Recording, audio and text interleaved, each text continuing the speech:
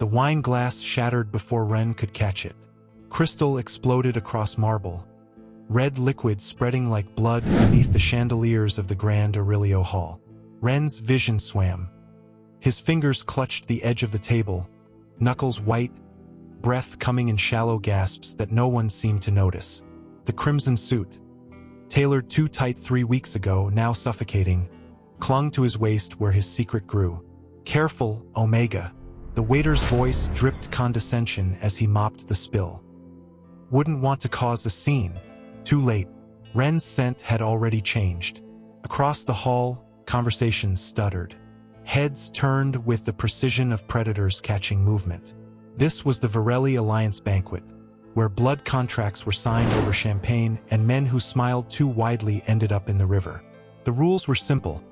Don't stare at the cold alpha's table. Don't question the engagement. Don't breathe too loudly. Ren had broken all three. His hand drifted to his stomach, an unconscious gesture he'd trained himself to avoid. The nausea rolled through him in waves, each one sharper than the last. Sweat dampened his hairline. The room tilted, golden light from 100 chandeliers bleeding into streaks. "Sit down before you fall down," someone muttered from a nearby table. Laughter followed, brittle and cruel. Ren's legs trembled. He'd stood for 2 hours beside Cassian Virelli's chair, a decorative piece in this theater of power. The cold alpha hadn't looked at him once, hadn't touched him, hadn't acknowledged that Ren existed beyond the name announced at the door. Ren Hale, the Omega Fiancée. A lie that had kept Ren alive for 6 months. A lie that was killing him now. The engagement was political machinery. Ren's family's debt erased in exchange for his presence at Cassian's side. No bond, no intimacy, just proximity. The illusion of union meant to end a blood feud between rival families. Ren had agreed because survival outweighed pride.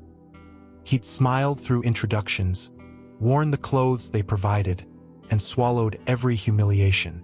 He hadn't planned on the pregnancy. Another wave of dizziness crashed through him. Ren's vision tunneled, the edges going dark. He heard his own heartbeat, too fast, too loud. Heard the whispers sharpening into words.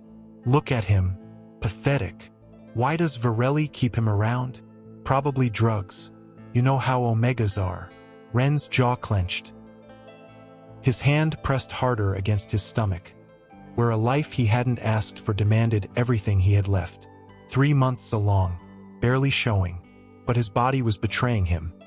Scent fluctuations, dizzy spells, the constant nausea he'd blamed on stress until the test strip turned positive.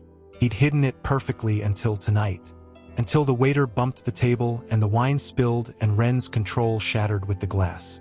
"Someone get him out of here," a voice called. "He's embarrassing himself." Ren's gaze snapped up. The speaker was an alpha from the Moretti family, lips curled in disgust. Around him, other guests nodded, eyes glittering with something worse than contempt. Entertainment. They wanted him to break. Ren straightened, forcing his spine rigid despite the pain lancing through his abdomen. He wouldn't give them the satisfaction. He'd survived worse than mockery. He'd survived his father's fists, his brother's indifference, the endless parade of men who'd looked at him like merchandise. He could survive this. Then Elias moved.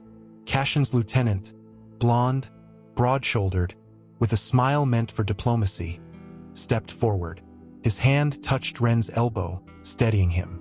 "Breathe," Elias murmured, voice low enough that only Ren could hear.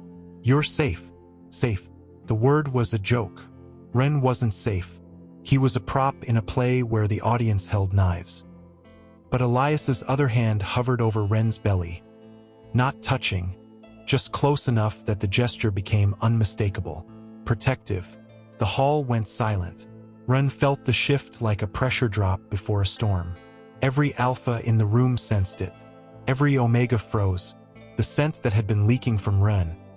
Iron-sweet panic, laced with something deeper, richer, suddenly crystallized into recognition. Pregnancy. And then Cassian Virelli looked up. Ren's breath stopped. The cold alpha had been still as carved stone throughout the evening, black suit immaculate, Long dark hair pulled back to reveal a face that could have been beautiful if it weren't so terrifying. He'd signed documents without reading them, nodded at speeches without listening, and ignored Ren so thoroughly that Ren had wondered if he'd become invisible. Now Cassian's eyes, winter gray, sharp enough to cut, locked onto Ren's face. The room forgot how to breathe. Cassian rose, slowly, deliberately.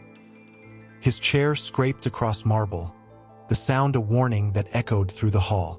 He was tall, taller than Ren remembered, or maybe fear had a way of distorting perception. He moved with the economy of violence, each step measured, controlled. He stopped in front of Ren. "What's wrong?" Not a question. A command dressed in civility. Ren's mouth opened. Nothing came out. His mind raced through excuses. Food poisoning, exhaustion, anything but the truth. But the truth was written in his scent, in the way his hand still pressed against his stomach, in the pallor of his skin. "I need," Ren's voice cracked. "I need air." From the left, someone laughed. Didn't know Omegas got stage fright. Thought they liked attention. The humiliation burned through Ren's chest, hot and sharp. His vision blurred, not from dizziness this time, but from rage. 6 months of this. 6 months of being paraded and insulted and ignored. 6 months of pretending he didn't matter while his body changed and his future narrowed to a single, terrifying possibility. He was done pretending. Cassian turned his head toward the laughter. The movement was minimal. The effect was absolute. The room went cold. Ren watched fear ripple across faces. Saw the Moretti Alpha's smirk dissolve. Saw hands that had been gesturing freeze mid-air. Cassian didn't speak. Didn't need to. His presence was a blade held to every throat in the hall. Then Cassian moved again. 3 strides closed the distance. His hand, large, calloused, surprisingly warm, wrapped around Ren's wrist. Not rough, not cruel. Firm enough to steady, gentle enough to shock. Pulse to pulse. "Sit," Cassian said, softer now.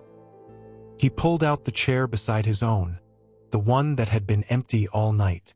Ren obeyed because his legs had stopped working. He sank into the seat, Cassian's hand still on his wrist, and felt the trembling in his muscles ease just slightly. Cassian leaned close, close enough that Ren could see the scar near his eye, the mouth that never smiled, the intensity that most people mistook for cruelty. "You're safe," Cassian said, so quietly only Ren could hear. "Talk." And Ren realized, too late, too fast, that the cold alpha had been paying attention all along. Ren couldn't talk, not with 300 eyes dissecting him, not with the scent of his own panic still hanging in the air like an accusation. The engagement had rules. Cassian had outlined them the night they'd signed the contract, his voice clinical, detached. Appear together at public events, maintain the illusion of unity, ask no questions about the family business. Ren's role was simple.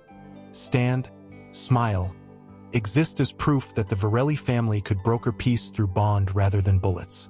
"You'll be compensated," Cassian had said, sliding an envelope across the table. "Generously. In 6 months, the feud will be resolved. You'll be free. Free." Ren had clung to that word like a lifeline. 6 months of pretending in exchange for enough money to disappear. To start over somewhere the Hale name meant nothing. He hadn't counted on the baby. Now, seated in Cassian's shadow with the hall watching, Ren felt the trap tighten. His hand pressed against his stomach again. He couldn't stop the reflex. The life inside him was 13 weeks old, barely the size of a lemon, but already it had rewritten every calculation. Cassian's fingers remained on Ren's wrist, thumb resting against his racing pulse. The touch was strange, too intimate for their arrangement, too careful for a man with Cassian's reputation. Ren had seen what happened to people who crossed the Virelli family. Bodies found in alleys, businesses burned overnight. Mercy wasn't part of the vocabulary, yet Cassian's grip was steady, grounding. "You're trembling," Cassian observed. Still quiet, still only for Ren. "I'm fine." The lie tasted bitter. "You're not." Cassian's eyes narrowed, scanning Ren's face with the focus of someone reading a contract for loopholes. How long? How long had Ren been unwell? How long had he been hiding it? How long had he been pregnant with a child that couldn't possibly be Cassian's because they'd never so much as kissed? Ren's silence answered everything. Across the table, Marco, one of Cassian's brothers, all sharp angles and sharper instincts, leaned forward. "Brother, perhaps this should be handled privately." "No." Cassian's voice cut through the suggestion. He didn't look away from Ren. "We're past private." The truth of it settled over Ren like a shroud. The scent had already leaked. The protective gesture had already been seen. Every person in this hall was now calculating what it meant. An Omega fiancé in distress, an Alpha responding with unusual care, and the unmistakable markers of a pregnancy that shouldn't exist. "He's a liar," someone called from the back. Ren couldn't see who, didn't need to. The accusation rippled through the crowd, murmurs building into a tide. Trying to trap the Alpha. Probably not even pregnant. If he is, it's not Virelli's. Each word landed like a blow. Ren felt his chest constrict, breath coming shorter. His vision swam again, and this time he couldn't tell if it was the pregnancy or pure humiliation making the room spin. Cassian's hand tightened on his wrist. "Not painful. Anchoring. Listen to me." Cassian's voice dropped lower, meant only for Ren. "Don't react. Don't defend. Let them talk. They're calling me a... I know what they're calling you." Cassian's jaw flexed. "Let them." Ren stared at him, searching for cruelty in those gray eyes. Found only calculation. Strategy. The cold Alpha wasn't ignoring the insults, he was collecting them. A woman in emerald silk stood, glass raised in mock toast. Ren recognized her. Elena Moretti, daughter of the family that had warred with the Virellis for 2 generations. "To the Omega," she announced, voice dripping false sweetness. "May he find whatever he's looking for." Laughter erupted. Not the polite kind, the vicious kind that stripped skin from bone. Ren's hands curled into fists beneath the table. Shame burned through him, hot and acidic. He'd endured so much already. His family's disgust when he'd presented as Omega, the endless parade of alphas who'd propositioned him like he was property, the quiet violence of being seen as less than. But this was different. This was public execution dressed as entertainment. His stomach cramped, sharp enough to steal his breath. Ren doubled forward slightly, free hand clutching the edge of the table. The pain was new, not the constant nausea, but something deeper. "Wrong." Elias appeared at Cassian's shoulder, voice urgent. "Boss, his scent." "I know." Cassian stood abruptly, releasing Ren's wrist only to move behind him. His presence was a wall between Ren and the crowd. "How many exits?" "3," Elias replied. All watched. Of course. Ren's mind sharpened through the pain. This wasn't spontaneous mockery. It was coordinated. Someone had planned this. The waiter's bump, the spilled wine, the escalating humiliation. They wanted him to break, wanted him to run, wanted him to lose the baby.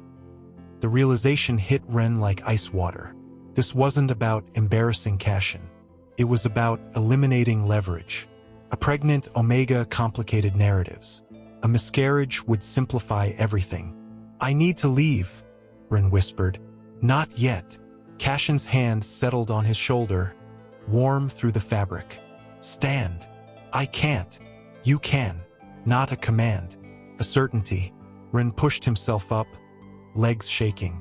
The room swayed, but Cassian's hand remained steady, guiding without forcing.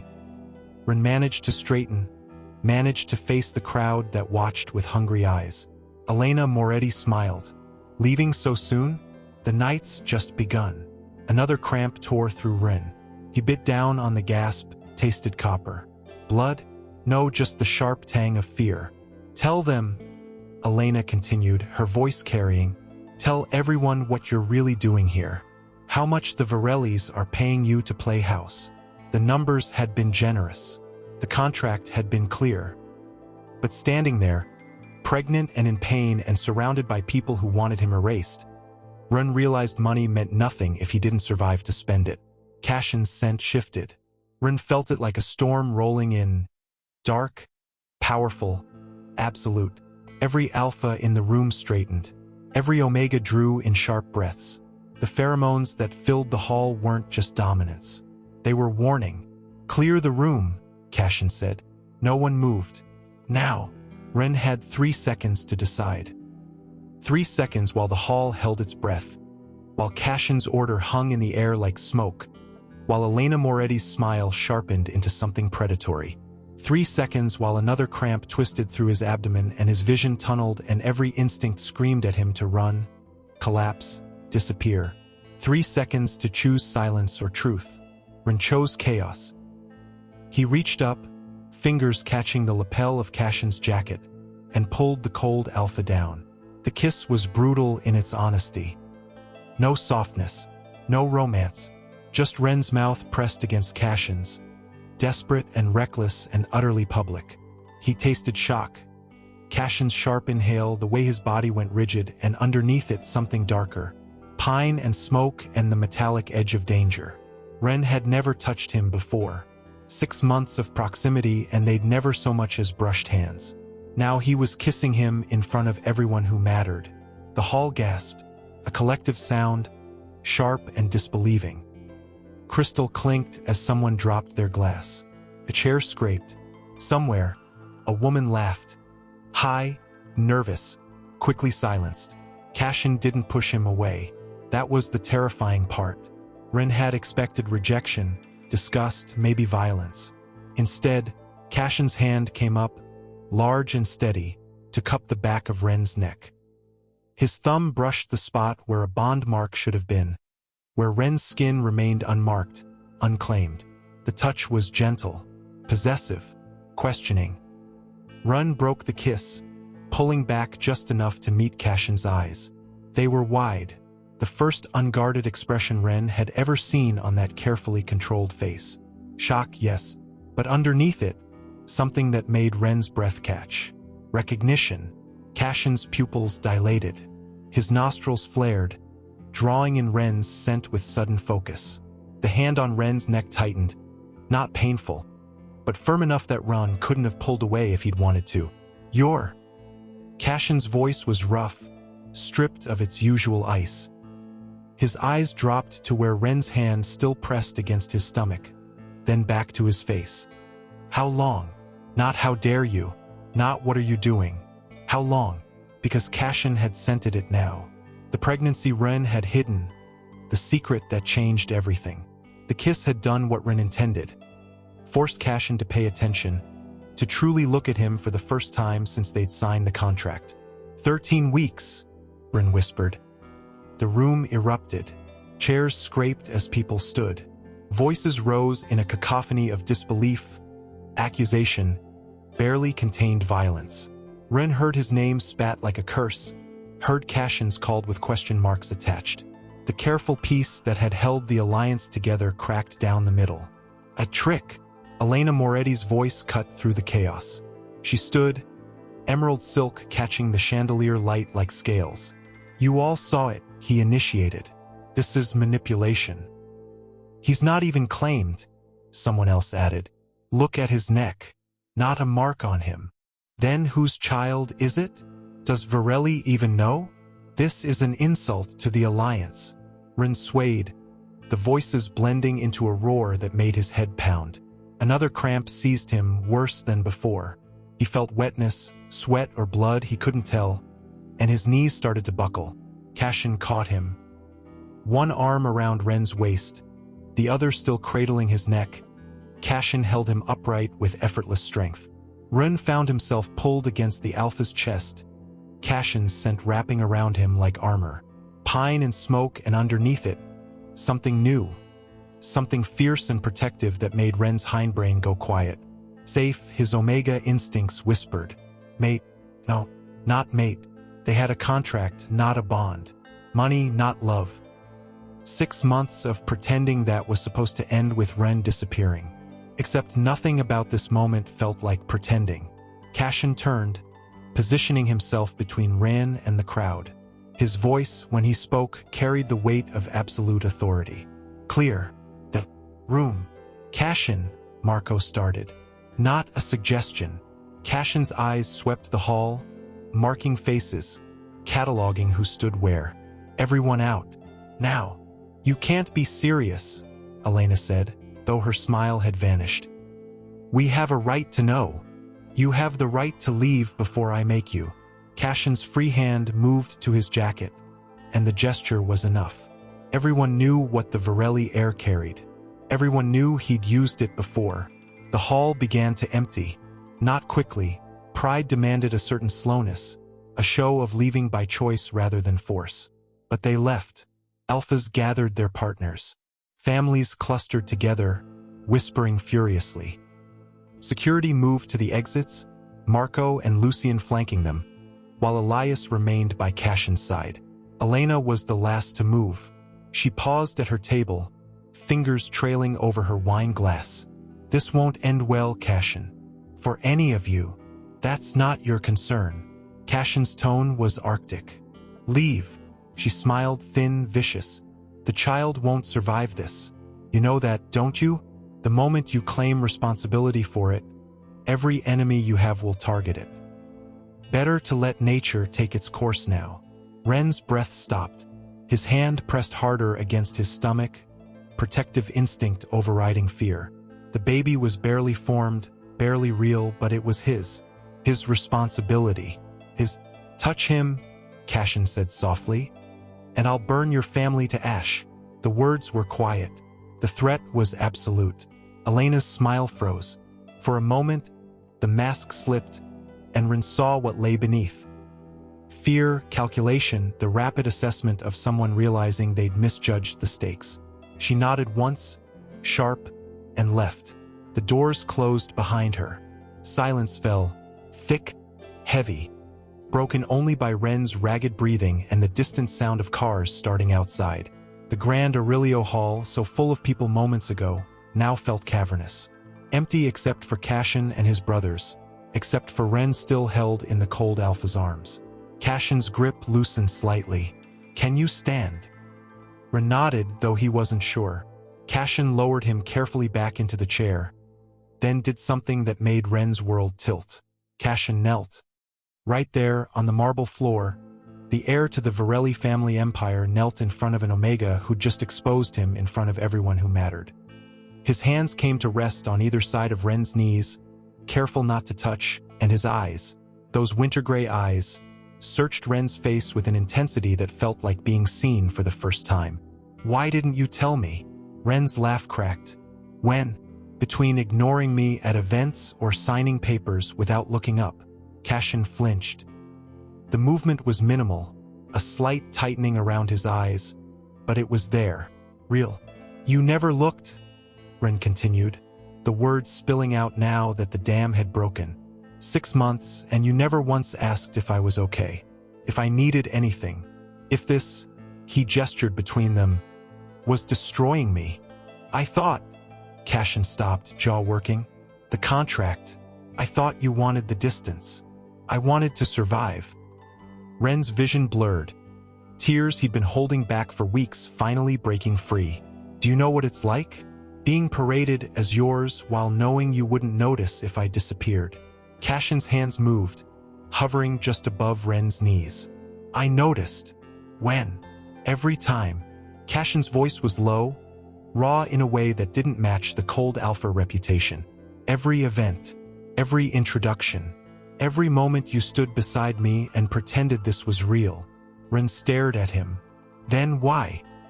Because I didn't know how to do anything else. Cassian's fingers finally settled, gentle, on Ren's knees. I've built everything on distance, on control, on never letting anyone close enough to matter. And now, Cassian's eyes dropped to where Ren's hand still pressed against his stomach, then back to his face. Now you're carrying something that matters more than control.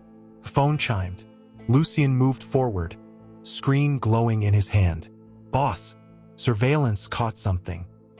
Cassian stood, the moment breaking. Show me. Lucien turned the phone. Even from his chair, Ren could see the footage. the waiter who'd bumped their table, talking to someone in a parked car. The timestamp read 20 minutes before the banquet started. "Staged," Elias said. "They planned it," Ren whispered. "They wanted me to panic." Cassian's expression went cold again. Not the distant ice from before, but something sharper, lethal. "They wanted you to lose the baby." The words hung between them, truth and terror combined. "Who?" Ren asked. "Multiple parties," Marco answered, appearing with a tablet. "We're tracking 3 families who stood to benefit from Alliance collapse. But someone coordinated them." Cassian's hand curled into a fist. "Names. Now. Working on it." Marco's fingers flew across the screen. "But boss, the fact that they knew about the pregnancy, that means someone close," Cassian finished. His eyes found Ren's again. "Someone in our circle." Ren felt the walls close in. "They'll try again." "Yes." Cassian moved back to him, and this time when he touched Ren's face, fingers gentle on his jaw, the gesture felt like a promise. "Which is why you don't leave my sight. That wasn't in the contract." "Burn the contract." Cassian's thumb brushed over Ren's cheek, catching a tear. "You're not a business arrangement anymore." "Then what am I?" Cassian leaned close, forehead nearly touching Ren's. His scent surrounded them both. Pine and smoke and the promise of violence held barely in check. "Mine to protect," he said. "If you'll let me."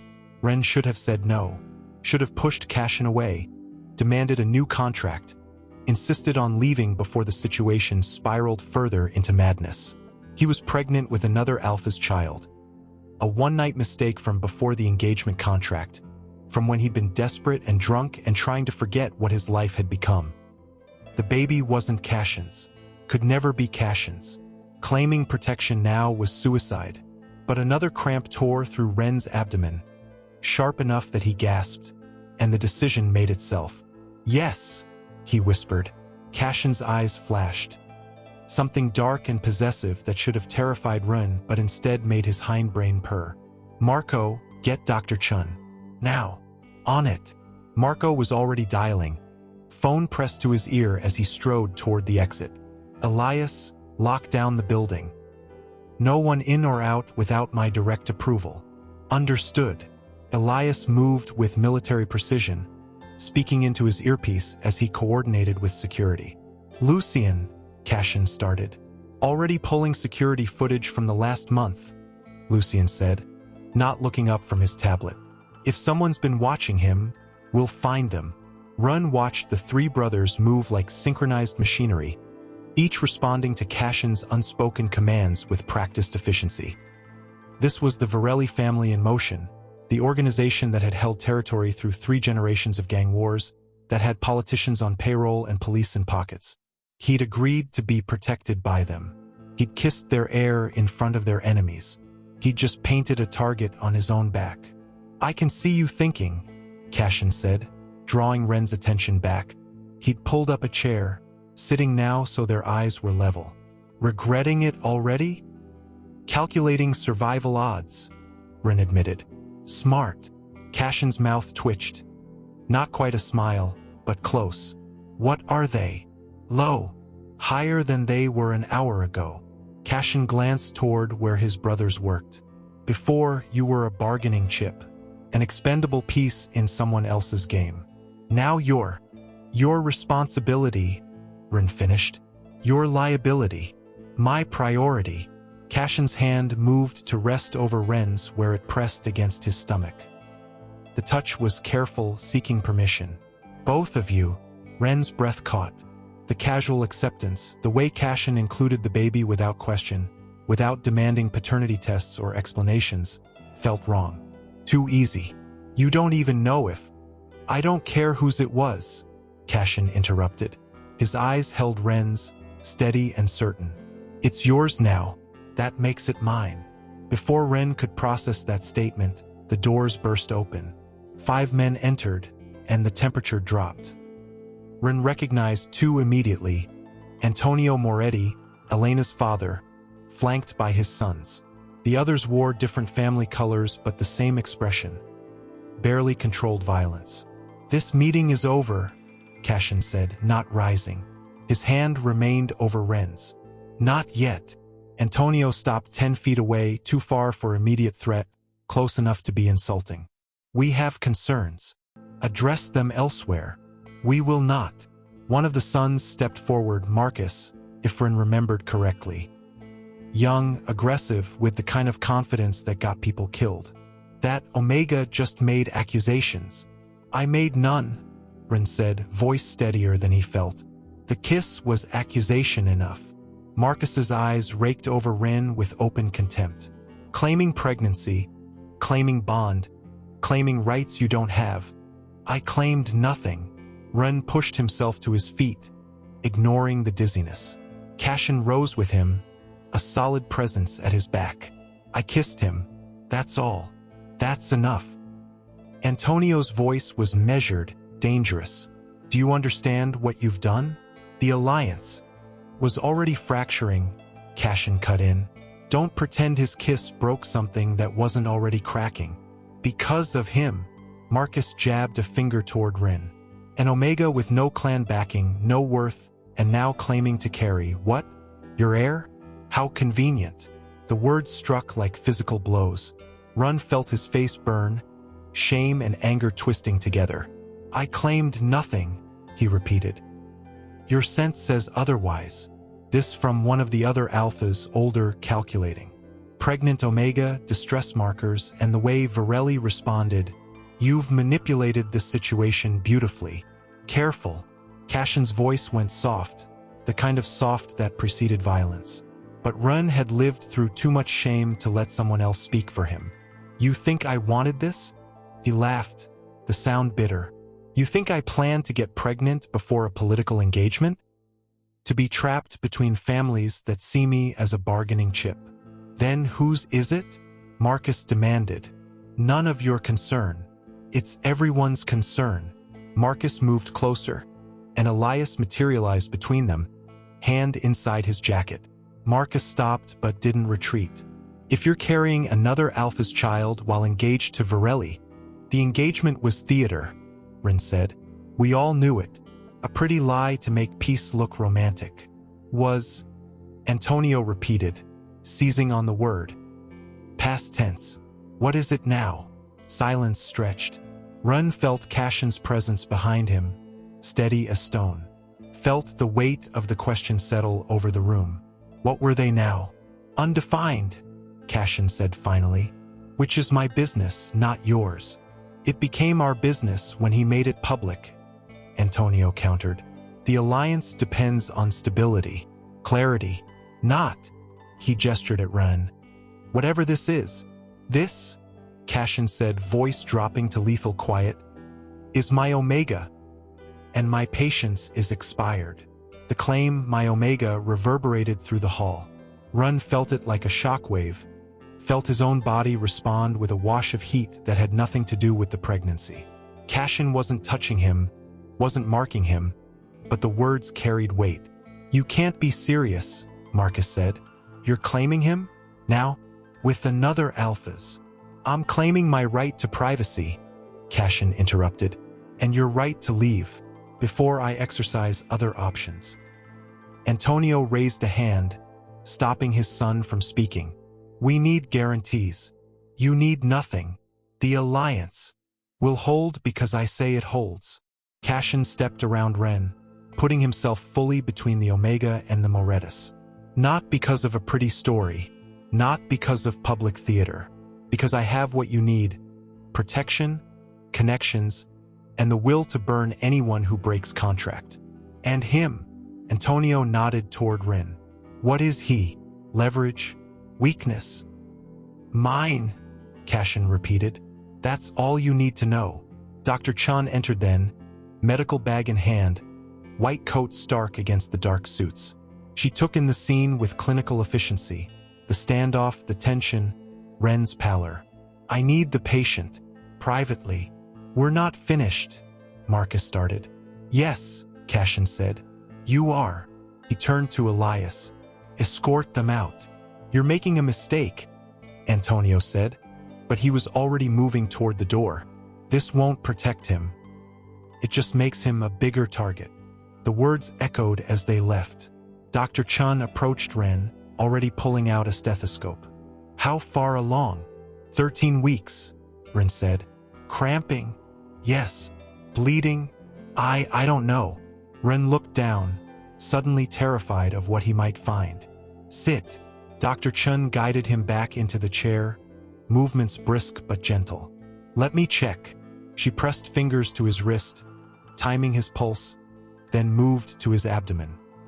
Her hands were warm through the fabric of his suit. Sharp pain or dull? Sharp.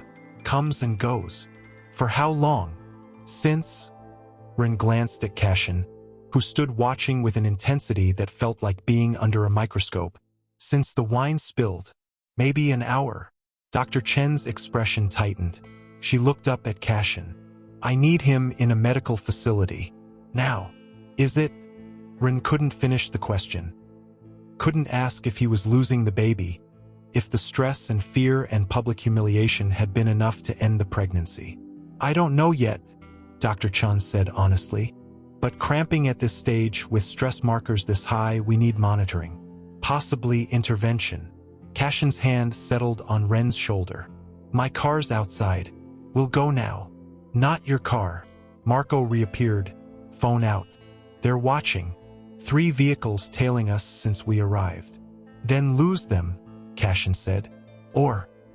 Lucien looked up from his tablet, expression grim. Boss, you need to see this. He turned the screen. Security footage showed the outside of the hall. Cars pulling away, guests dispersing. But in the corner of the frame, a figure stood watching. Watching the entrance. Watching and waiting. Who is that? Ren asked. Someone who wants you dead, Lucien said. Or wants us to think they do. Dr. Chun stood, bag snapping shut. I don't care about your politics. My patient needs medical care. Either get him to safety, or I'm calling an ambulance. No ambulance, Cassian said immediately. Too exposed. Marco, bring the armored car to the service entrance. Elias, clear the route. What about decoys? Ren asked. All eyes turned to him. If they're watching for us to leave, give them something to watch. Cassian's eyes narrowed. Then he smiled. Actually smiled, sharp and pleased. Smart. Marco, arrange it. 2 cars, similar make. I want them thinking we're still here. On it. 5 minutes later, Ren found himself being guided through service corridors. Cassian's hands steady on his back. The cramping had eased slightly, but fear remained constant. Every step felt like moving towards safety or disaster, he couldn't tell which. They emerged into a loading bay where an unmarked black car waited, engine running. Dr. Chun climbed in first, then Cassian helped Ren into the back seat. The leather was soft, the space surprisingly large. Cassian slid in beside him, close enough that their shoulders touched. The door closed, sealing them in filtered silence. Drive, Cassian told the driver. Someone Ren didn't recognize. The car moved smoothly, leaving the Grand Aurelio Hall behind. Ren watched through tinted windows as the building receded, golden light spilling from its windows onto dark pavement. I ruined everything, he said quietly. Cassian's hand found his, lacing their fingers together. No. You revealed what was always there. They'll never accept. I don't need their acceptance. Cassian's thumb traced patterns on Ren's palm. I need you alive, healthy, safe. Why? Ren turned to face him in the darkness. Why does it matter? The contract. Burn the contract, Cassian repeated. His free hand came up to cup Ren's face, gentle despite the calluses. I don't want a business arrangement. I don't want theater. Then what do you want? Cassian's eyes searched his face, and in the dim light from passing street lamps, Ren saw something that made his breath catch. You, Cassian said simply. However I can have you. The private medical facility was sterile white and hushed efficiency. A place where questions weren't asked and privacy was guaranteed with the kind of absolute certainty only blood money could buy. Dr. Chun guided Ren to an examination room while Cassian remained outside, speaking in low tones with Marco. Ren lay back on the table, the paper crinkling beneath him, and stared at acoustic ceiling tiles while Dr. Chun prepared the ultrasound. "This will be cold," she warned, squeezing gel onto his exposed abdomen. Ren barely felt it. His mind was elsewhere, stuck on Cassian's confession in the car, on the way those winter-gray eyes had looked at him like he mattered, like he was more than a contract term or political convenience. "You, however I can have you." The words circled through Ren's thoughts like birds trapped in a room. "There," Dr. Chan said, turning the monitor. "See." Ren looked. The image was grainy black and white, abstract shapes that meant nothing until Dr. Chan pointed. "There's the head, the spine, and there," she adjusted the wand. "Heartbeat." The rhythmic flutter on screen made something in Ren's chest crack open. Real. The baby was real. Not just nausea and fatigue and fear, but an actual life with a beating heart. "Strong heartbeat," Dr. Chun continued. "Good positioning. The cramping was likely stress-induced, but no signs of miscarriage. Your hormone levels are appropriate for 13 weeks. Relief flooded through Ren so intensely his vision blurred. "It's okay? The baby's okay. For now." Dr. Chen's tone was gentle but firm. "But you're showing elevated cortisol, stress hormones. If that continues, it could complicate the pregnancy. You need rest, stability, safety." "That's not exactly." Ren laughed shakily. "Safety isn't in the cards right now." "Then make it." Dr. Chun cleaned the gel from his skin, handed him tissues. "I don't know what you're involved in, and I don't need to. But as your doctor, I'm telling you, stress kills. Literally. At this stage, your body needs support, not survival mode." Ren dressed slowly after she left, his hands shaking slightly. The baby was alive. Against all odds, the fear, the violence, the public humiliation. The tiny life inside him had survived. Now he had to figure out how to keep both of them alive long-term. The door opened. Cassian entered without knocking, presence filling the small room. Dr. Chun said the baby's healthy. "Yes." Ren pulled his shirt down, suddenly self-conscious. "She also said I need to reduce stress. So, perfect timing." Cassian's mouth twitched, almost a smile. He moved closer, and Ren noticed details he'd missed before. Shadows under those gray eyes, tension in his jaw, the way his hand kept drifting to his phone like he was expecting bad news. "How long have you known?" Cassian asked. "About the pregnancy?" 6 weeks. "Why didn't you tell me then?" Ren met his gaze. "Because we had an arrangement. 6 months of public appearances. Then I disappear with a check. A baby wasn't part of the deal." "Whose is it?" The question was gentle, but Ren still flinched. "Does it matter? To me? No. To others?" Cassian's expression hardened. "They'll ask. They'll demand to know. They'll use it as leverage or accusation or excuse." "It was a mistake," Ren said flatly. "Before the contract. Before I knew I'd be playing your fiancé. A nobody alpha who didn't care about my name. One night. That's all." "Do they know about the baby?" "No. I haven't seen him since." Ren's laugh was bitter. "That's the joke, isn't it? I'm pregnant by someone I can't remember clearly, engaged to someone I've never touched, and somehow I'm the villain in this story." Cassian stepped closer, close enough that Ren could smell his scent. Pine and smoke and something warmer underneath. "You're not the villain. Tell that to the Moretus." "I will." Cassian's hand came up, hovering near Ren's face without touching. "Can I?" Ren didn't know what he was asking permission for, but he nodded anyway. Cassian's palm settled against his cheek, warm and rough. His thumb brushed Ren's cheekbone with surprising gentleness. "I thought I was doing the right thing," he said quietly. "Keeping distance, treating this like business. I thought you wanted the money and the freedom, and I was giving you both." "You were," Ren admitted, "but I was blind." Cassian's eyes searched his face. "I didn't see that you were suffering, that being paraded as mine while being ignored by me was torture. I didn't see you. You see me now. Now I can't look away." Cassian's second hand came up, framing Ren's face. The kiss. Why did you do it? Ren swallowed hard. I needed you to pay attention. The mockery, the pain. I knew something was wrong. Knew they'd planned it. And I knew the only person who could stop it was you.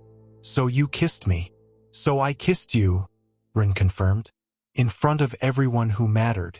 Made it impossible for you to ignore. It worked. Cassian's thumb traced Ren's lower lip, the touch sending electricity down his spine. But that kiss, it wasn't just strategy. Was it? Ren's breath caught. I don't know what it was. Liar. The word was soft, almost affectionate. Cassian leaned closer, until Ren could feel his breath. You felt it too. The shift. Felt what? Recognition. Cassian's forehead touched Ren's. I've built my life on control, on keeping everyone at distance, on never letting anyone matter enough to hurt me. And then you kissed me, and everything I'd built just... He made a gesture like collapse. Fell apart. I'm sorry. Don't be. Cassian pulled back enough to meet Ren's eyes. I'm not. Before Ren could respond, Cassian's phone buzzed. He pulled it out, read the message, and his expression went dark. What? Ren asked. Lucian found something. Cassian showed him the screen. Security footage, timestamped 3 months ago. Ren at a bar, clearly uncomfortable, being approached by an alpha. The two of them leaving together. Ren's stomach dropped. That's the father. Cassian's voice was carefully neutral. I think so. I was drunk, trying to forget. Ren stopped, trying to forget what his life had become, trying to feel something other than empty. His name is Vincent Kane, Cassian said. Low-level enforcer for the Russo family. The Russo family, one of the smaller crime families neutral in most conflicts. But neutrality meant opportunism. Does he know? Ren asked. About the baby? No, but he knows about you. Cassian pulled up another image, phone records. He's been watching you, taking photos, collecting information. Ren felt cold. For who? That's what we're finding out. Cassian pocketed the phone, jaw set. But it means the pregnancy wasn't hidden as well as you thought. Someone knew. Someone's been planning. To do what? Best case? Leverage. Blackmail. Worst case? Cassian didn't finish. Ren didn't need him to. Worst case meant eliminating the complication. Meant making sure Ren miscarried or disappeared or both. I should have told you, Ren whispered. 6 weeks ago when I found out. I should have. You did what you needed to survive. Cassian's hands settled on his shoulders. Don't apologize for that. But now we adapt. Cassian's phone buzzed again. He read it, expression shifting to something dangerous. They found the orchestrator. Who? Cassian's eyes met his. Someone inside my organization. The words landed like a punch. Internal betrayal. Someone close enough to access information, to know about Ren's pregnancy before he told anyone, to coordinate with enemies. Who? Ren repeated. Elias is bringing them in now. Cassian's voice was ice. You can stay here. Dr. Chun will. No. Ren straightened. If this is about me, I'm there. It'll be violent. I know. Cassian studied him for a long moment, then nodded. Stay close to me. Don't speak unless I ask you to. And if I tell you to leave, I leave, Ren finished. They walked through sterile corridors to a back room that looked nothing like a medical facility. Concrete floor, single chair bolted to the center, drain in the corner. Ren's stomach turned, but he didn't retreat. Elias stood near the door, expression grim. Marco and Lucian flanked a figure in the chair, bound, gagged, terrified. A young woman Ren recognized from Cassian's household staff. Maria, Cassian said quietly. I trusted you. She was crying, mascara streaking down her face, trying to speak through the gag. Lucian removed it and words spilled out in a torrent. I'm sorry. They said they'd hurt my daughter. They have photos, they threatened. Who? Cassian's voice was gentle, terrifying in its gentleness. The Russos. Maria sobbed. Vincent Kane. He said he needed to know about the Omega, that it was important, that if I didn't help they'd kill my baby girl. Ren felt the pieces slot together. Vincent, the baby's father, had been using Maria to spy, had known about the pregnancy early, had been feeding information to the Russos. But why? What did they want? Cassian asked. They wanted him discredited, Maria said, nodding toward Ren. Wanted the engagement broken. Said if the alliance failed, there'd be opportunities for smaller families to gain ground. And the baby? They want it gone. Maria's voice dropped to a whisper. Vincent said it couldn't be allowed to exist, that it complicated too much. Cassian's hand clenched into a fist. Where's your daughter now? Safe house. They're watching her. They said they'd let her go once. Once Ren miscarried. Cassian finished. Maria nodded, fresh tears spilling. Ren felt sick. The cruelty of it, using a mother's fear to destroy another life. Using him as a pawn in games he barely understood. Marco, Cassian said, get her daughter. Bring them both to the estate. Full protection. Maria's eyes went wide. You're not. You're letting me live? You were coerced. Cassian's voice was still gentle, still terrifying. But you stay where I can see you. Understood. Yes, thank you. Don't thank me, Cassian interrupted. Thank him. He nodded toward Ren. He's the one who stopped me from killing you. Maria looked at Ren, confusion and gratitude warring on her face. Ren hadn't said anything, hadn't done anything, but Cassian was giving him credit for mercy. Take her, Cassian told Marco. Then to the room. Vincent Kane. Where is he? Russo safe house, Lucien said. We have the location. Good. Cassian's smile was sharp, predatory. Let's pay him a visit. Ren grabbed his arm. Wait. Cassian looked down at him. This is necessary. I know, but... Ren swallowed. Let me talk to him first. Why? Because he's the baby's father. Because maybe... Ren didn't know what he hoped for. Answers? Closure? Some explanation that would make sense of the cruelty? Cassian studied him, then nodded slowly. You get 5 minutes. Then I do this my way. That's all I need. They left Dr. Chen's facility in a convoy, 3 cars, armed men, and the weight of violence pending. Ren sat beside Cassian, watching the city blur past, and wondered what he'd say when he saw Vincent again. Why did you want my baby dead? Did I mean nothing to you? Did the child? The questions circled, but Ren suspected none of them would matter. In the world Cassian inhabited, the world Ren had stumbled into, mercy was currency and violence was language. And he was about to get fluent. The Russo safe house was brick and shadow, tucked behind a warehouse district where questions went unasked. Cassian's convoy stopped 3 blocks away. Ren watched through tinted glass as men in dark suits dispersed like smoke, surrounding the building with practiced efficiency. You stay here, Cassian said, hand already on the door handle. No. Ren's voice was steadier than he felt. 5 minutes. You promised. Cassian's jaw worked. Then he nodded, pulling a phone from his jacket. Marco. Bring Kane to the east entrance. Alone. Unarmed.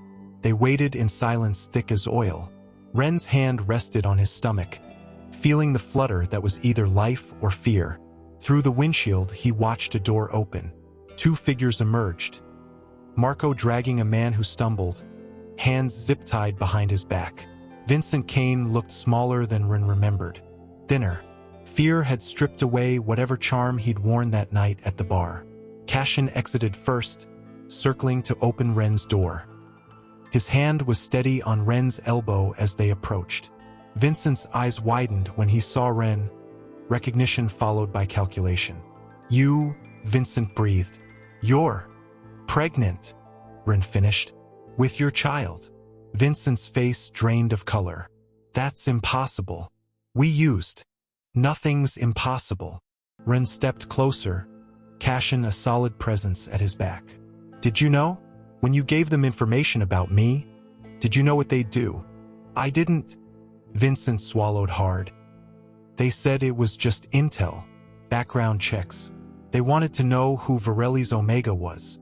And then they asked about weaknesses, medical history. I didn't know you were pregnant, I swear. Liar. Cassian's voice was ice. Maria said you ordered the targeting specifically. Vincent's composure cracked. They have my sister. The Russos took her 6 months ago. Said if I didn't cooperate, they'd... His voice broke. I'm sorry. I'm so fucking sorry. But they have her. Ren felt the truth of it like a weight. Another pawn. Another life held hostage. Where is she? Cassian asked. I don't know. They move her every few days. I get proof of life photos, nothing more. Cassian pulled out his phone, showed Vincent a photograph. This her? Vincent's eyes went wide. How did you? We found her an hour ago, Cassian said. She's safe, being treated for dehydration and minor injuries. She'll recover. The sound Vincent made was animal. Relief and disbelief and something shattered. You saved her. I protect what matters to mine. Cassian's hand settled on Ren's shoulder. Even tangentially. Then why? Vincent looked between them. Why am I here? Because you owe a debt. Cassian's tone was matter-of-fact. The Russos used you. They hurt Ren. They threatened his child. Your child. That debt comes due. What do you want? Everything you know about their operation. Names, locations, chains of command. Cassian stepped forward, and Vincent flinched. You give me that, you and your sister disappear. New city, new identities, clean start. And if I don't? Cassian smiled, sharp, humorless. Then your sister goes back to them, and you go in the river. Vincent nodded frantically. I'll tell you everything. Everything. Just please, keep her safe. Done. Cassian gestured to Marco, who pulled Vincent toward a waiting car. Debrief him. I want locations by dawn. As the car pulled away, Ren turned to Cassian. You already knew where his sister was. Yes. You were testing him. Yes. Cassian's hand found Ren's, fingers lacing. If he'd refused, or if he'd lied about her, I'd have known he was beyond saving. But he told the truth. That buys mercy. You're terrifying, Ren said quietly. I'm thorough. Cassian lifted Ren's hand, pressed a kiss to his knuckles. And I don't forgive threats against you. Ever. The convoy regrouped. Inside the car, Cassian made calls while Ren dozed fitfully, exhaustion finally winning over adrenaline. When he woke, they were pulling through iron gates into an estate that glowed like a fortress. Where are we? Ren asked. Home, Cassian said. My home. Yours now if you want it. The mansion was old money and new security. Marble floors, vaulted ceilings, cameras in every corner. Dr. Chun met them in the foyer, medical bag already in hand. Examination room, she said briskly. Now. 20 minutes later, Ren lay on a proper medical bed while Dr. Chun ran the ultrasound again.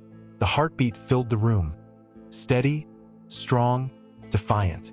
Miracle, Dr. Chun muttered. After the stress you've been under, this baby should not be thriving. But it is. Ren stared at the screen, at the tiny form that had survived everything. How? Stubbornness, apparently. Dr. Chun smiled. Runs in the family? Cassian entered then, still in his blood-spattered shirt from the interrogation. He froze when he saw the monitor, heard the heartbeat. Something in his face cracked open. Wonder and fear and fierce possession. That's... His voice was rough. That's real. Very real, Dr. Chun confirmed. And very stubborn, like someone else I know. Cassian moved to Ren's side, eyes never leaving the screen. His hand hovered over Ren's abdomen, seeking permission. Ren nodded. The touch was reverent. Cassian's palm settled warm and broad over where the baby grew, and Ren felt the tremor in those dangerous hands. I'll destroy anyone who threatens this, Cassian said. Not to Ren, to the baby. You're mine to protect now. Both of you. Dr. Chun cleared her throat. Bed rest. At least a week. No stress. plenty of fluids, and she looked pointedly at Cassian. No more late-night interrogations for the patient. Done, Cassian agreed immediately. After Dr. Chun left, Cassian helped run to a bedroom that was all dark wood and soft sheets. He moved with surprising gentleness, arranging pillows, adjusting the temperature. You don't have to, Ren started. I do. Cassian sat on the edge of the bed. I've spent 6 months treating you like a contract term, like something to be managed and forgotten. I won't make that mistake again. Why? Because the kiss showed me what I'd been ignoring. Cassian's hand found Ren's again. You're not a tool. You're not leverage. You're pregnant with someone else's baby, Ren finished bitterly. You're mine, Cassian corrected. And so is that child. Biology doesn't change that. Ren's vision blurred. You don't owe me this. I owe you everything. Cassian leaned close, forehead touching Ren's. I owe you truth, protection, and the space to decide what you want from me. What if I want more than protection? Cassian's breath caught. Then you'll have it, whatever you want. However long it takes. Outside, dawn was breaking. Ren closed his eyes, feeling safe for the first time in months. Sleep, Cassian murmured. I'll be here when you wake. Ren believed him. Ren woke to silence and the scent of pine. For a moment, he forgot where he was, then memory crashed back. The banquet, the kiss, Cassian's promise, the baby's heartbeat on the monitor. He was in Cassian's home, protected, safe, trapped. The thought came unbidden, sharp as panic. Ren sat up, hand pressed to his stomach where the baby, Vincent's baby, grew. Cassian had claimed them both, had promised protection, had looked at the ultrasound with wonder. But Ren had seen what Cassian did to threats, had watched him orchestrate interrogations and promise destruction with the same calm he used to order coffee. What happened when Cassian realized Ren was a liability? When enemies kept coming because of the baby, because of the complications? When the price of protection became too high? Ren had survived by knowing when to run. His body screamed that it was time. He dressed quickly in clothes left on a chair, soft cotton, someone's thoughtfulness. The hallway beyond was empty, morning light streaming through tall windows. Ren moved quietly, instinct guiding him toward what looked like a service exit. Going somewhere? Elias leaned against the wall, arms crossed. Not threatening, just present. I need air, Ren lied. There's a garden. I'll walk with you. Alone, Ren said. Please. Elias studied him, then nodded slowly. 10 minutes. Then I come looking. The garden was walled brick and climbing roses. Ren found a gate, unlatched it, stepped through into an alley. His heart hammered. The estate's security was good but not perfect. If he moved fast, dizziness hit like a wall. Ren stumbled, vision swimming. His hand shot out, catching brick for balance.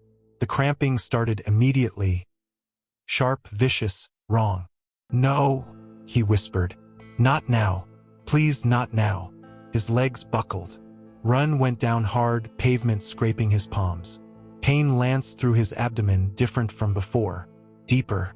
He felt wetness and looked down to see blood darkening his pants. Terror swallowed him whole. Help, he tried to say, but his voice came out as a whisper. The alley spun. He heard footsteps, running, and then hands on his shoulders, turning him over. Cassian's face appeared above him, pale and fierce. Don't move, Cassian ordered, already pulling out his phone. Dr. Chun. Now, back garden. He's bleeding. The baby, Ren managed. I didn't mean, I wasn't trying to. I know. Cassian's hand cupped his face, thumb brushing away tears. I know. Stay with me. Stay awake. I'm sorry, Ren sobbed. I got scared. I thought you'd. Never. Cassian's voice cracked. I would never. Do you understand? Never. More footsteps. Dr. Chen appeared, already snapping orders. Get him inside. Carefully. We need the medical suite immediately. Cassian lifted Ren like he weighed nothing, moving with controlled speed. Ren pressed his face into Cassian's neck, breathing in pine and smoke and the scent of an alpha unraveling. "Don't leave me," Ren whispered. "Not possible," Cassian said. The medical suite was cold efficiency. Dr. Chun worked fast, 4-line monitors, ultrasound machine wheeled close. The screen came to life and Ren held his breath. The heartbeat flickered, weak, irregular. "No," Ren breathed. "No, please." "Fighting," Dr. Chun said, adjusting the wand. "The baby's fighting. Heart rate dropping but not critical yet. Ren, I need you to breathe. Slowly. In through your nose. Out through your mouth." Ren tried. Failed. His body was betraying him, cramping and bleeding and stealing the life he'd been protecting. Cassian's hand found his, crushing tight. "What can I do?" "Keep him calm," Dr. Chun said. "His cortisol levels are catastrophic. The baby's distress is responsive to his." "Ron." She looked him in the eye. "You need to calm down or we lose this child. Do you understand?" Ren nodded, tears streaming. "Good. Now breathe with me. In." Dr. Chun inhaled deeply. "Out." Ren matched her, once, twice, his hand locked in Cassian's. The alpha's thumb traced circles on his palm. Steady, grounding. Minutes passed like hours. Slowly, painfully, the heartbeat strengthened. "There," Dr. Chun said, stabilizing. The bleeding was partial placental separation, not full abruption. With rest and monitoring, this pregnancy can continue. Relief crashed through Ren so hard he sobbed.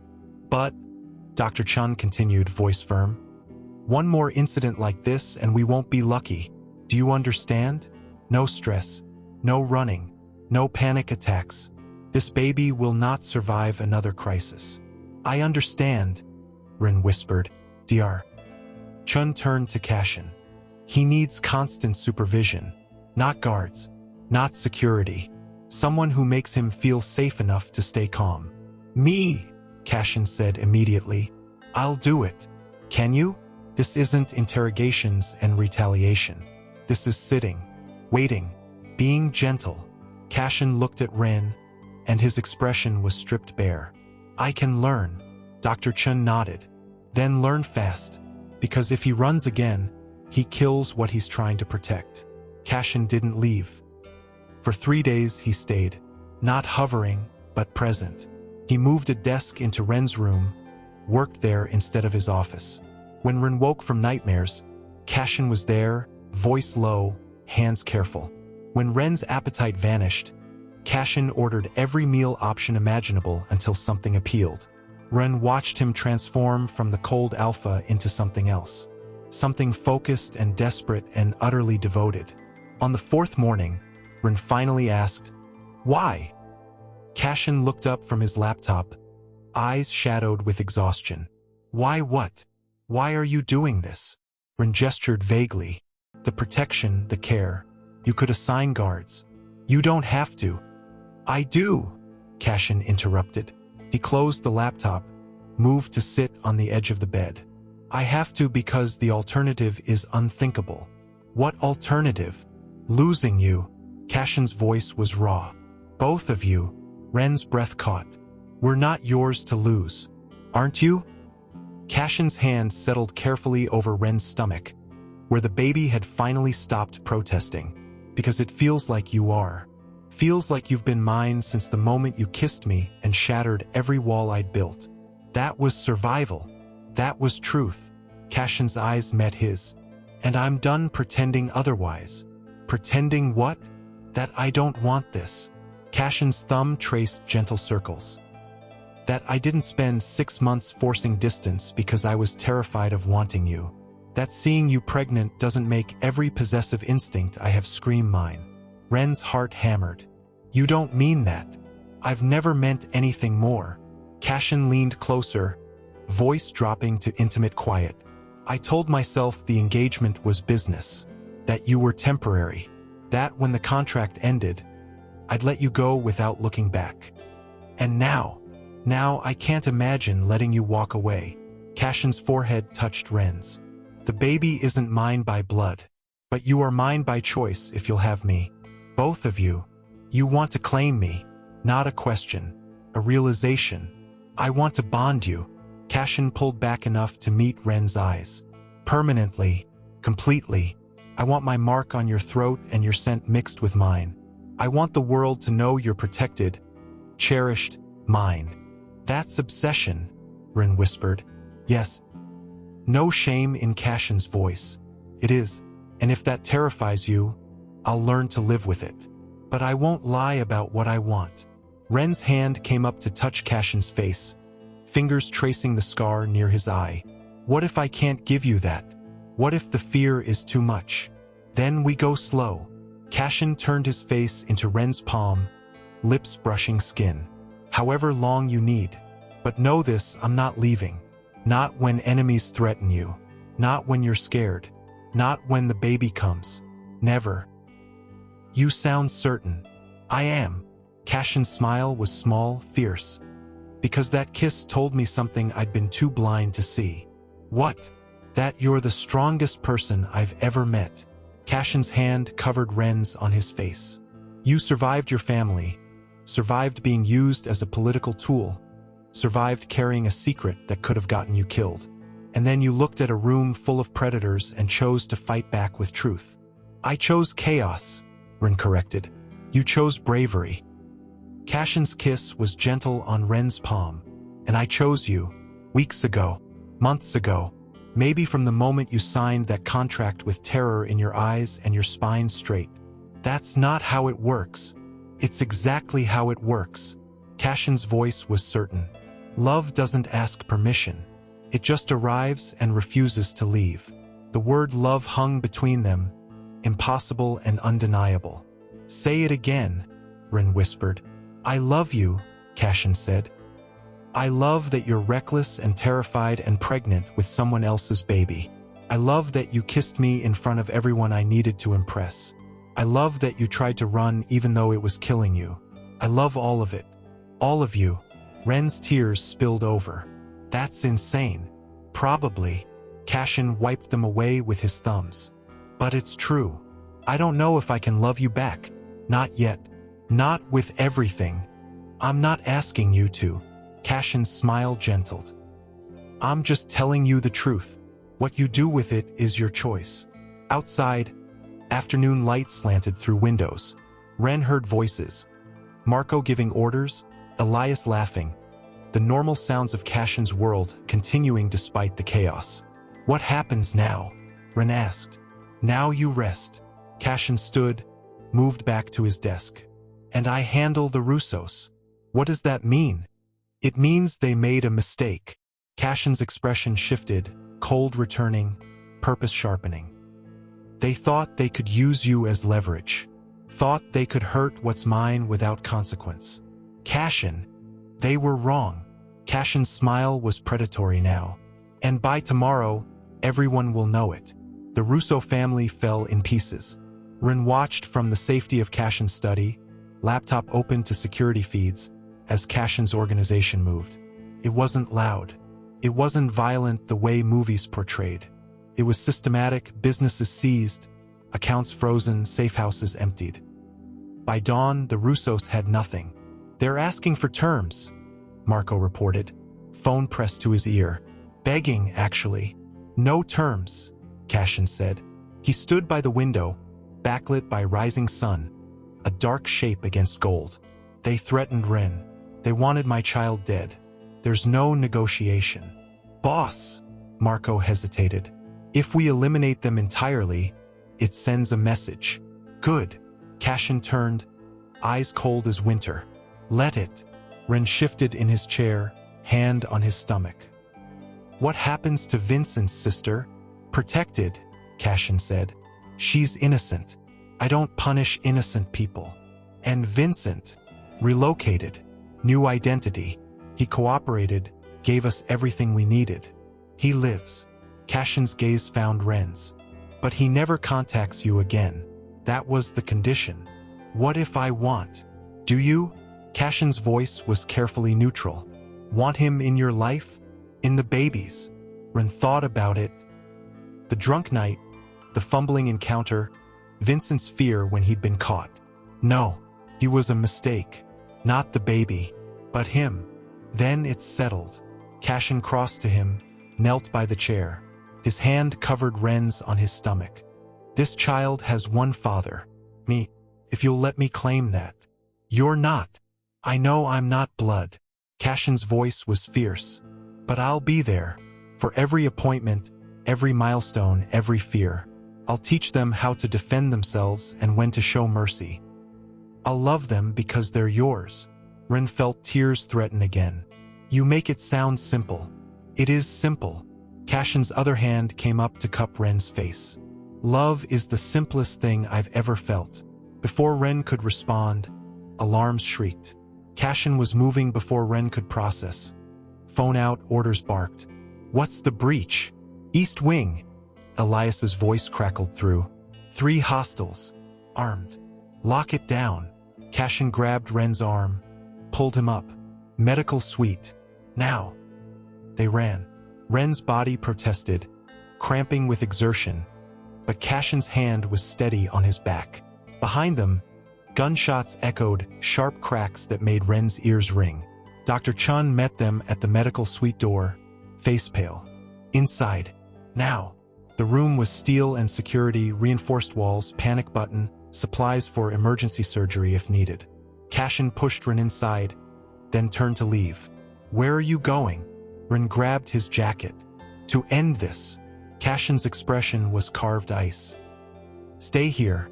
Dr. Chun will. No. Ren's grip tightened. You promised. You said you wouldn't leave. I'm protecting you. You're abandoning me. Ren's voice cracked. Again. Just like. Cassian's hands framed his face, forceful and desperate. I'm not abandoning you. I'm keeping you alive. Do you understand? If I stay here and they breach this room, we all die.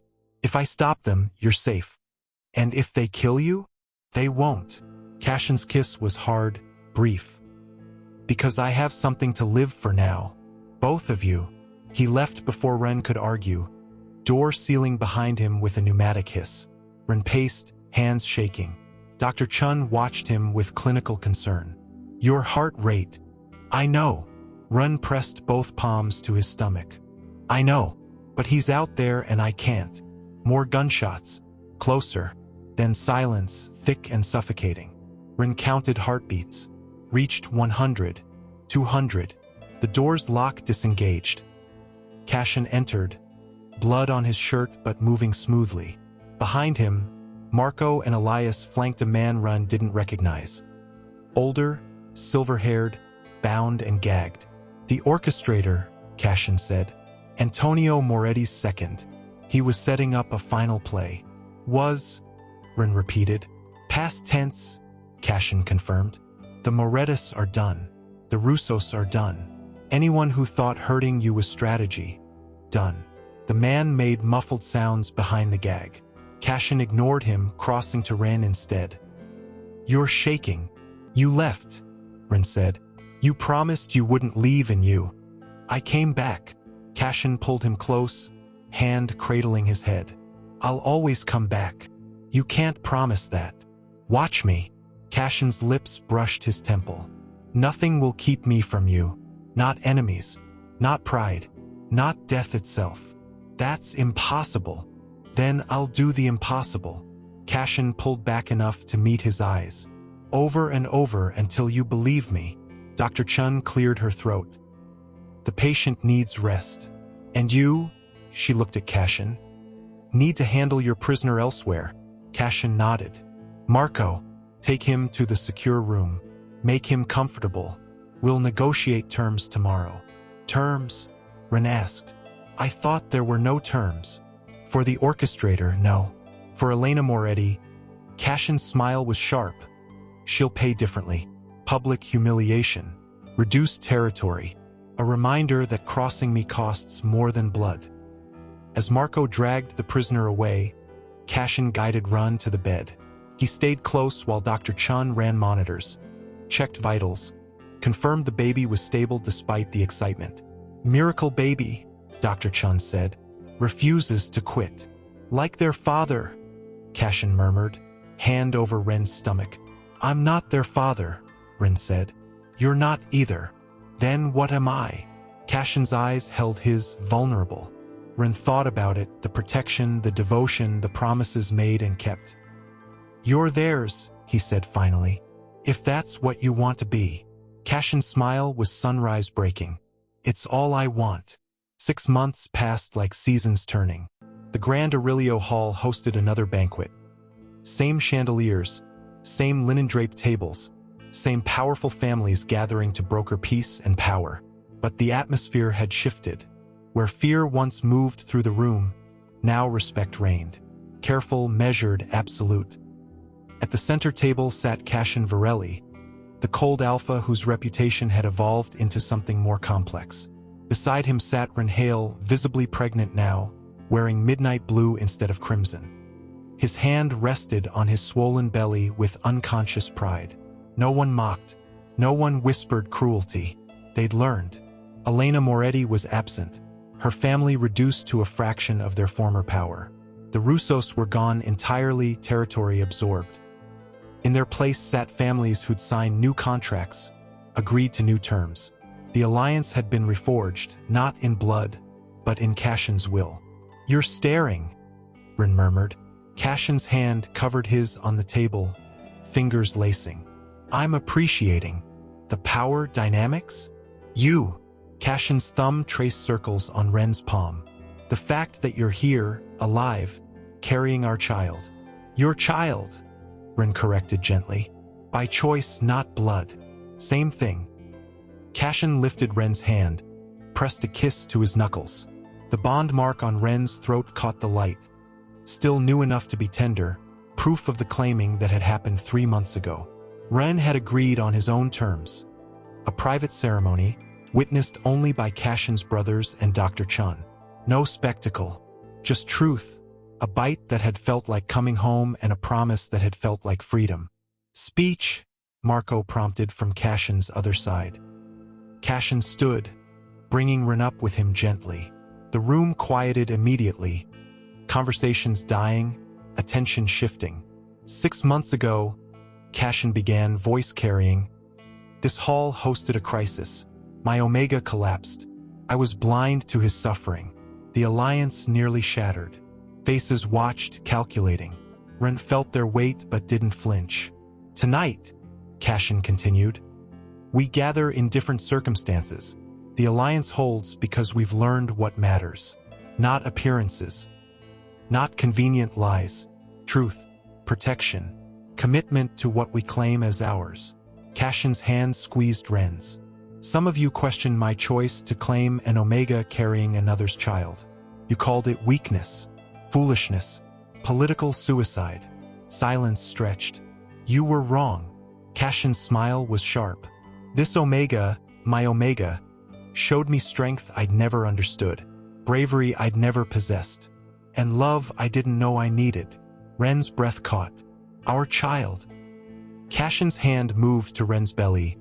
Will inherit a world built on that love, on the understanding that family isn't just blood. It's choice, commitment, the willingness to protect what matters no matter the cost. He raised his glass. To new alliances, built on truth. The room echoed the toast, glasses rising. Some faces showed genuine approval. Others showed calculation, but all showed respect. Cassian helped Ren sit as the toast finished. Too much standing? I'm fine, Ren smiled. The baby's just active tonight. Let me feel. Ren guided Cassian's hand to where movement fluttered. The alpha's face transformed, wonder mixing with fierce protectiveness. There, Ren said. Feel that? Yes. Cassian's voice was hushed. Strong. Like you. Like us, Ren corrected. Later, as the banquet wound down, they retreated to the same balcony where it had all begun. The night was cool, stars hidden by city lights. Are you happy? Cassian asked. Ren considered it. The journey from survival to safety, from contract to bonding, from fear to something impossibly like joy. Yes. Are you? Terrified, Cassian admitted. Every day, that something will happen to you. to the baby, that I'll fail to protect what matters most. You won't fail. Ren leaned into him, breathing in pine and smoke and home. You've proven that already. The kiss, Cassian said. Do you regret it? No. Ren tilted his head back, eyes finding Cassian's. It was the bravest thing I've ever done, and the best. Cassian's kiss was gentle this time. Not desperation or strategy, but affection, promise. When he pulled back, his eyes were soft. The baby comes next month, he said. Dr. Chun says everything's progressing perfectly, despite everything we put them through. Stubborn, Cassian agreed. Wonder where they get that. Ren laughed. Inside the hall, music played, waltz tempo, elegant and slow. Through the windows, they watched couples dance. Come, Cassian said, leading Ren back inside. I can't dance like this. Then we'll improvise. Cassian guided him to the floor's edge, pulled him close. They swayed more than danced. Ren's belly pressed between them. Cassian's hands spread protectively over where life grew. Around them, the world continued. Deals made. Alliances forged, power shifting like tide. But in their small circle, there was only them. I love you, Ren said. The first time he'd said it aloud. Cassian's arms tightened. Say it again. I love you. Easier now. True. You and this impossible life we've built. Not impossible. Cassian's lips brushed his temple. Just unlikely. But so are we. The music swelled. Ren closed his eyes, feeling the baby kick, feeling Cassian's heartbeat steady against his own. Outside, night deepened. Inside, chandeliers blazed. And in the shadows of the hall's entrance, another alpha watched.